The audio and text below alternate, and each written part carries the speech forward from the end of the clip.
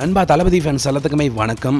கரகாட்ட கோஷ்டி நிறைய பேர் வந்து திமுக வந்து இறக்கியிருக்கு. சினிமாவில் இருக்க சில கோமாளி கோஷ்டி எல்லாத்தையும் வந்து இறக்கி விட்டுருக்கு. இந்த சத்யராஜ் இருக்காரு, இந்த ஆளு இவனுக்கு என்ன ஆளு இவன் இருக்கானே, அவன் பேசின பேச்சு அப்படின்றது வந்து இந்த கிழவர் பேசின பேச்சு அப்படின்றது வந்து சோஷியல் மீடியா ஃபுல்லாக வந்து பரவிட்டு இருக்கேன். எனக்கே அந்த அளவுக்கு வந்து கொதிப்பாக இருந்துட்டு இருக்கு. ஆனால் அந்த ஆளுக்கு வந்து அவரோட சொந்த மகன் சிபி சத்யராஜே கொடுத்த ஒரு செருப்படி அப்படின்றது அந்த ஆள் வந்து வாழ்க்கையில் மறக்க கூட மாட்டான். என் பையனே இந்த மாதிரி வந்து செருப்பை கட்டி அடிக்கிறான்னா தமிழ்நாட்டு மக்கள் எந்த அளவுக்கு அடிப்பாங்க அப்படின்ற மாதிரி இந்த ஆள் வந்து உள்ளுக்குள்ள வந்து புலம்பிட்டு தான் இருப்பான். ஃபர்ஸ்ட் ஆஃப் ஆல் என்ன நடந்திருக்கு அப்படின்னா, இந்த ஒரு ஆள் வந்து திமுக அப்படின்றதுக்காக சொம்படிக்கிறதே வந்து 24 மணி நேரம் வேலையை வச்சுட்டு இருக்கான். இவன் பொண்ணுக்கு வந்து சீட்டு கிடைக்கும் அப்படின்றதுக்காக வந்து நிறைய சொம்படிக்கிற வேலையை இருந்தாலும் பார்த்துட்டு இருக்கோம்.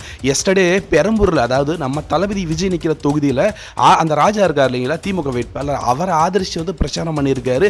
அது வந்து பிரச்சனை கிடையாது. ஆனால் அந்த மேடையில் அந்த ஆள் சொன்ன விஷயம் அப்படின்றது தான் வந்து யாராலும் ஏற்றுக்கவே முடியல. தளபதி ஃபேன்ஸே வந்து அந்த அளவுக்கு வந்து ஒரு கோவத்தில் இருக்க விஷயம் என்னன்னா, அந்த ஆள் என்ன சொல்லியிருக்காருன்னா, தலைவா படம் வந்துச்சு இல்லைங்களா, தலைவா படம் வரும்போது விஜய் வந்து அம்மா அம்மா அப்படின்னு வந்து ஜெயலலிதா கிட்ட வந்து மன்னிப்பு வீடியோலாம் வந்து கேட்டிருந்தாரு.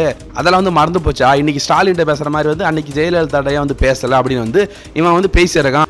உண்மையை சொல்ல போனால் தலைவா படத்தில் அவர் நடிச்சதோட அவர் வேலை முடிஞ்சுது, சம்பளம் வாங்கிட்டு அவர் போயிருக்கலாம். ஆனால் தயாரிப்பாளர் கஷ்டப்படக்கூடாதுன்ற ஒரே ரீசனுக்காக அவர் அன்னைக்கு அந்த ஒரு வீடியோ வந்து பேசியிருந்தாரு. அந்த படத்தில் இவனும் தான் வந்து நடிச்சிருந்தான். அந்த ஒரு நன்றி கூட கிடையாது.